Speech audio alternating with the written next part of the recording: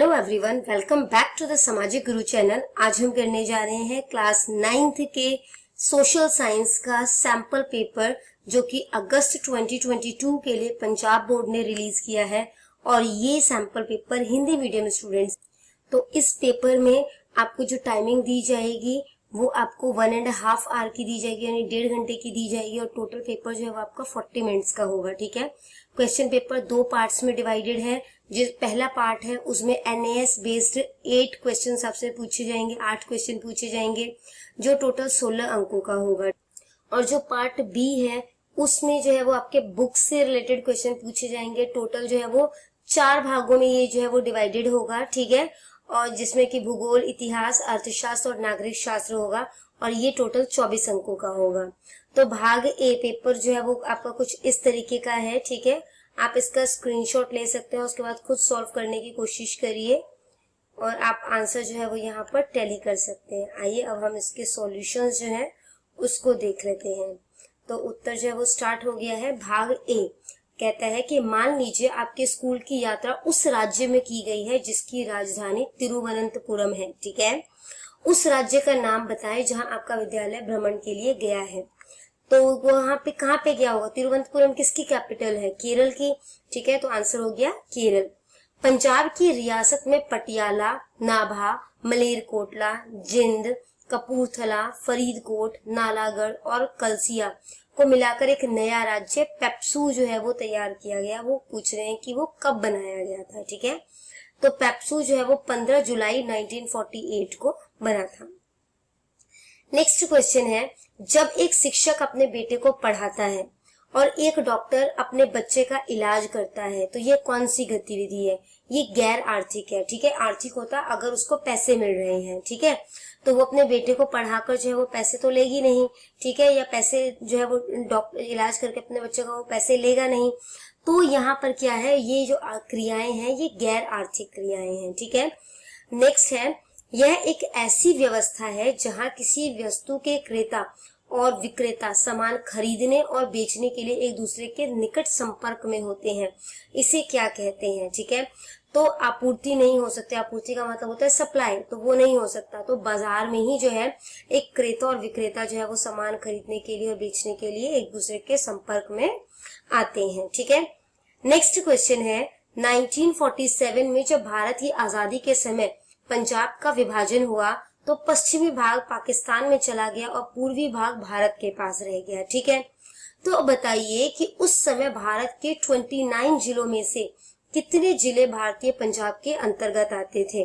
तो 13 जिले जो है वो भारतीय पंजाब के अंतर्गत आए थे। ठीक है, नेक्स्ट क्वेश्चन है, वली कंधारी ने श्री गुरु नानक देव जी को मारने के लिए एक बड़ा पत्थर फेंका, लेकिन गुरुजी ने इसे अपने हाथ से रोक दिया।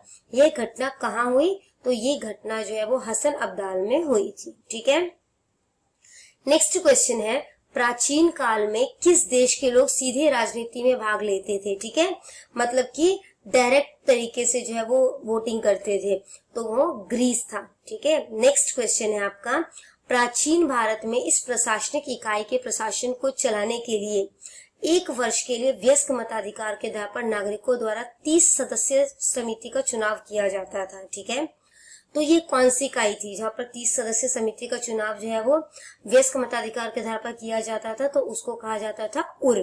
ठीक है, नेक्स्ट आ जाता है भाग बी, यानी कि पार्ट बी, जो कि इसमें सबसे पहला जो है वो आपसे भूगोल के क्वेश्चन पूछे गए हैं। भूगोल आपका जो है वो 7 अंकों का होगा। तो सबसे पहला क्वेश्चन आपसे पूछा गया है कि सार्क पर एक संक्षिप्त टिप्पणी लिखी है। ठीक है, तो ये आपने जो है वो 25 से 30 शब्दों में लिखना है। ये क्वेश्चन आपका 2 नंबर का है। तो सार्क आपसी सहयोग के लिए दक्षिण एशियाई देशों का एक संघ है। इसका मतलब south Asian association for regional cooperation है। ठीक है, तो हम कह सकते हैं ये इसकी फुल फॉर्म है। इसके 8 सदस्य हैं। कौन कौन? भारत, पाकिस्तान, अफगानिस्तान, बांग्लादेश, भूटान, नेपाल, मालदीव और श्रीलंका। इनमें भारत जो है वो सबसे महत्वपूर्ण स्थान रखता है। ठीक है, नेक्स्ट क्वेश्चन है, इसमें आपको बोला गया है कि पंजाब में कौन से केंद्र कुटीर या लघु उद्योगों के रूप में विकसित हुए और उनका परिचय दें। ठीक है, ये आंसर आपने 80 से 100 शब्दों में लिखने हैं। ये क्वेश्चन आपका 3 मार्क्स का है। तो सबसे पहला है बटाला। तो बटाला जो है वो गुरदासपुर जिले का शहर है। यह कृषि उपकरणों के उद्योगों के कारण विकसित किया गया था। ठीक है, कृषि उपकरण जैसे ट्रैक्टर हो गया, ठीक है, खेती में जो काम करने वाले जो है उपकरण होते हैं उसको कृषि उपकरण कहते हैं। तो यहाँ पे जो काम मतलब कि इन उद्योगों का जो यहाँ पे विकास किया गया था। नेक्स्ट है माहिलपुर। ठीक है, तो माहिलपुर जो है ये होशियारपुर जिले के शहर में से है और यहाँ पर जो है वो फुटबॉल उद्योग जो है उसके लिए प्रसिद्ध है। फिर आ जाता है हमारा संसारपुर। यह जो है वो जालंधर जिले के गांव में से एक है और यहाँ पर हॉकी खिलाड़ी की नर्सरी के रूप में ये काफी प्रसिद्ध है। नेक्स्ट है साहिबजादा अजीत सिंह नगर। इस शहर को मोहाली के नाम से भी जाना जाता है और यह जो है छोटे उद्योगों का जो है वो प्रमुख केंद्र है। ठीक है, नेक्स्ट है लुधियाना। लुधियाना जो है वो पंजाब के सबसे बड़े जिलों में से एक है। इसे हौजरी और साइकिल उद्योगों के विकास के साथ जो है वो विकसित किया गया है। ठीक है, नेक्स्ट है जालंधर।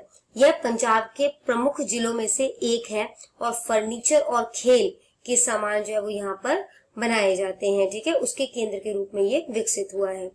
नेक्स्ट जो है वो क्वेश्चन आपको मैप में जो है वो कर्क रेखा और भारत का पड़ोसी जो है वो द्वीप देश जो है वो बताना है। ठीक है, तो कर्क रेखा बच्चों ये वाली जो लाइन दिख रही है ना आपको, ठीक है, इसको जो है वो हम कर्क रेखा बोलते हैं। ठीक है, ये आपको मैप में बना हुआ आता है।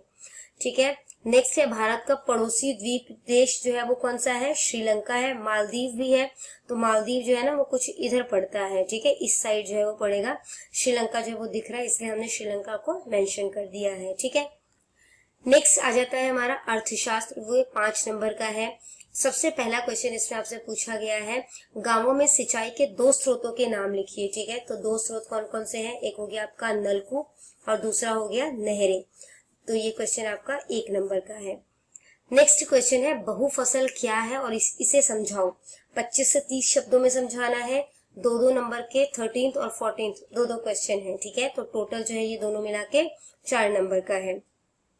तो बहुफसल क्या है? जब एक ही भूमि में एक से अधिक फसलें बोई जाती है या कह सकते हैं हम उगाई जाती है, तो ऐसी फसल को बहुफसली कहा जाता है। ठीक है, यह भूमि के उत्पादन या उर्वरता को बढ़ाने और इसलिए उर्वरकों का कम उपयोग करने की एक विधि है। ठीक है, क्योंकि इससे उत्पादन तो बढ़ता ही है, क्योंकि बहुफसल एक बार में मतलब काफी सारे मल्टी क्रॉपिंग कर रहे हैं, एक बार में ज्यादा फसलें उगा रहे हैं और उर्वरता भी जो है वो इसकी बढ़ती है, जिसकी वजह से हमें उर्वरकों का कम प्रयोग करना पड़ता है। और चूंकि अधिक फसलें उगाई जाती है इसलिए लाभ भी अधिक होगा और आय में भी वृद्धि होती है। ठीक है, नेक्स्ट क्वेश्चन है, हम अर्थशास्त्र का अध्ययन क्यों करते हैं? तो हम अर्थशास्त्र का अध्ययन बच्चों इसलिए करते हैं क्योंकि यह दुर्लभ साधनों के आवंटन से संबंधित विज्ञान है। ठीक है, हमें पता है कि हमारे पास जितने भी संसाधन होते हैं वो सीमित है।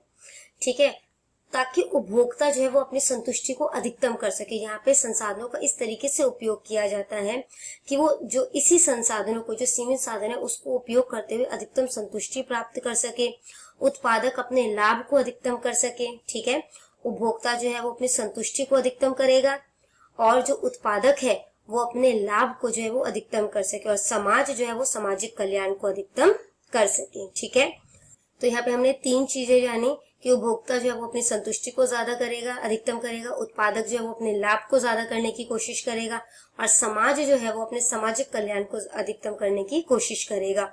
अतः अर्थशास्त्र का अध्ययन करके हम सीमित और दुर्लभ संसाधनों से अपनी असीमित आवश्यकताओं की पूर्ति कर सकते हैं। ठीक है, जो हमारी असीमित आवश्यकताएं हैं उनकी पूर्ति जो है हमें इन दुर्लभ संसाधनों यानी कि जो ये सीमित संसाधन उनसे ही करनी होगी।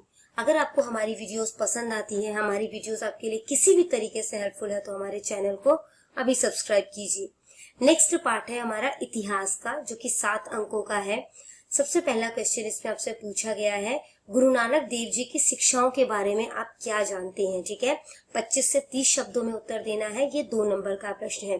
अब क्योंकि 2 नंबर का प्रश्न है तो हमने यहाँ पर 4 पॉइंट लिखे हैं। ठीक है, तो ईश्वर एक है।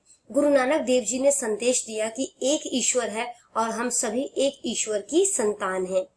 ईश्वर है निराकार।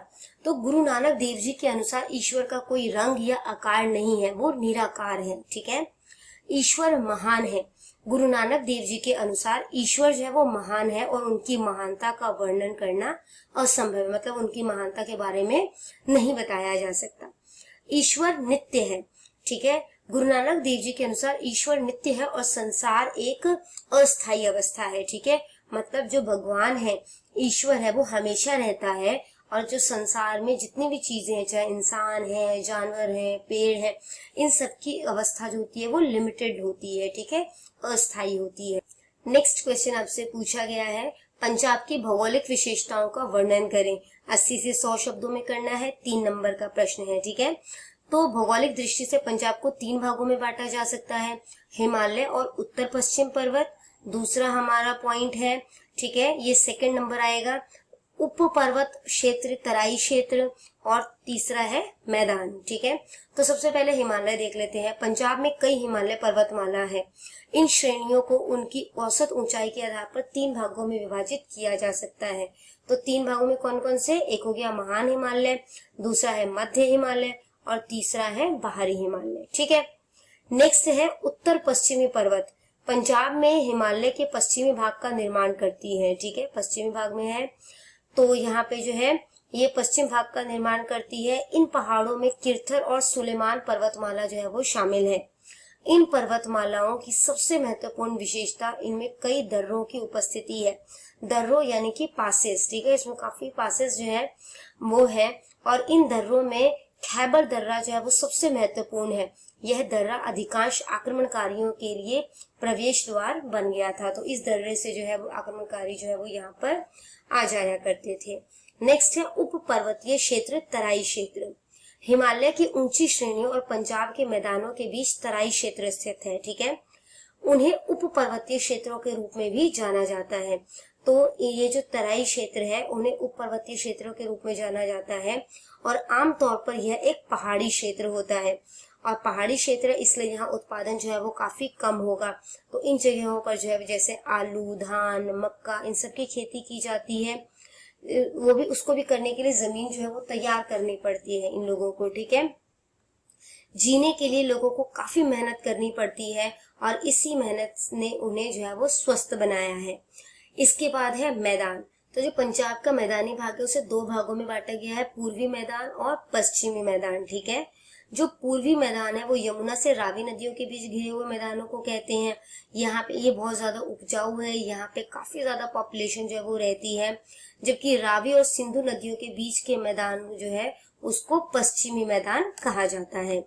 स्रोत आधारित प्रश्न है। अगर आपने जो है वो सोर्स बेस्ड क्वेश्चन, सोर्स जो है वो नहीं पढ़ा, तो आपको जो आपने स्क्रीनशॉट लिया है आप उसको उससे वहां से पहले जो है वो सोर्स को पढ़ें, उसके बाद इन क्वेश्चन का आंसर करने की कोशिश करें। उन दर्रे का नाम बताइए जिन्होंने पंजाब और भारत के इतिहास को प्रभावित किया है। तो खैबर दर्रा, कुर्रम, तोची, गोमल और बोलन ऐसे दर्रे हैं जिन्होंने पंजाब और भारत के पूरे इतिहास को प्रभावित किया है।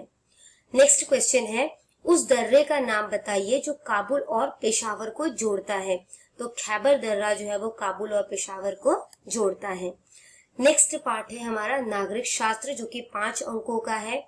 इसमें आपसे क्वेश्चन पूछा गया है कि इन दिनों विश्व में अधिकांश राष्ट्रों में किस प्रकार की शासन व्यवस्था को अपनाया जाता है, ठीक है। तो किस तरीके की जो है वो गवर्नमेंट जो है ज्यादातर कंट्रीज में है। तो हर जगह पर जो है वो आप कह सकते हो कि लोकतांत्रिक स्वरूप जो है उसको अपनाया जाता है, ठीक है। ज्यादातर देशों में, हमारे विश्व में ज्यादातर जो देश है उनमें लोकतांत्रिक स्वरूप को अपनाया गया है।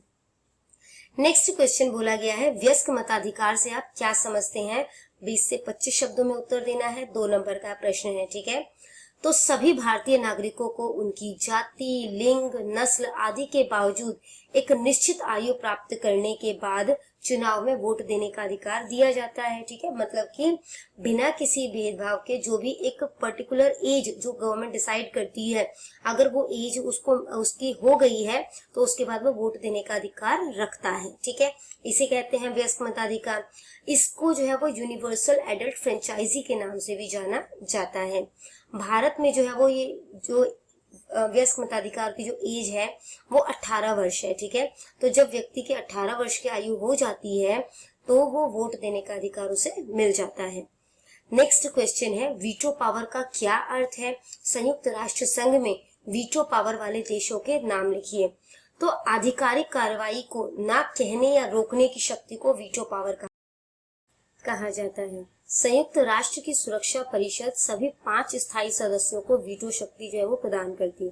तो जो भी इसके स्थायी सदस्य हैं, ठीक है, जो कि स्थायी सदस्य इसमें कितने होते हैं, 5 होते हैं, ठीक है, तो उनको जो है वो ये क्या वीटो शक्ति प्रदान करती है, ठीक है। यानी कि ये जिनके पास भी वीटो शक्ति होती है वो किसी भी मसले में वो मतलब कि कह सकते हैं कि हमने इस मसले में इन्वॉल्व नहीं होना, तो बाकियों को भी अगर 4 जो है वो इसके फेवर में हो और एक अगेंस्ट में हो, मतलब एक मना कर रहा हो कि ऐसा नहीं होना चाहिए, तो वो नहीं होगा काम फिर भी, ठीक है।